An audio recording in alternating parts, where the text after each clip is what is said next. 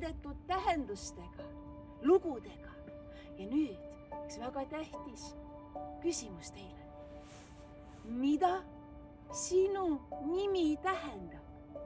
See on sulle esimene küsimus. Ära kohe hakka guugeldama, ei ole vaja ChatGPT käest.